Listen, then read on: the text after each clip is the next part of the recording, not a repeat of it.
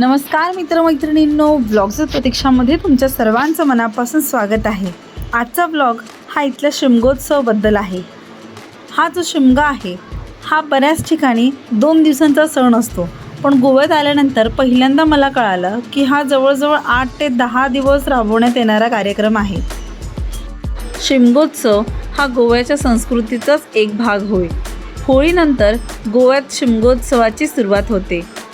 चित्ररथ हे गोव्यातील शिमगोत्सवाचे प्रमुख आकर्षण आहे। यावर्षी 15 मार्च ते 29 मार्चपर्यंत हा सण साजरा करण्यात येणार आहे।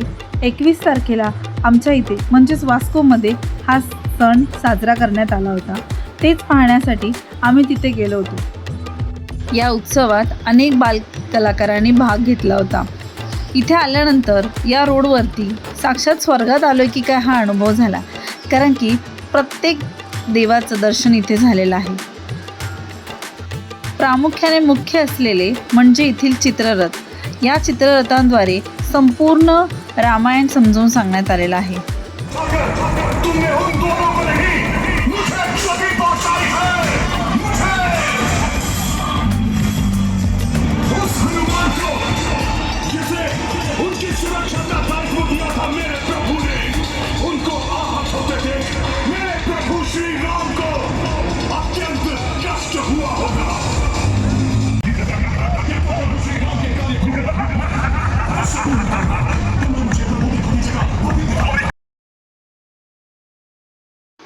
चित्ररथानंतर इथे सुरुवात झाली ते म्हणजे सांस्कृतिक कला दर्शनाची।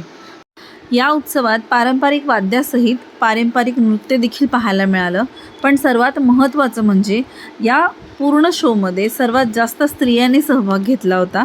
हे पाहून अजूनच छान वाटलं। व्हिडिओ आवडल्यास चॅनलला लाईक व सबस्क्राईब करायला विसरू नका। पुन्हा नवीन ब्लॉगमध्ये आपण भेटूच, पण तोपर्यंत मस्त राहा, स्वस्त राहा आणि नेहमी हसत आनंदी जीवन जगा। धन्यवाद।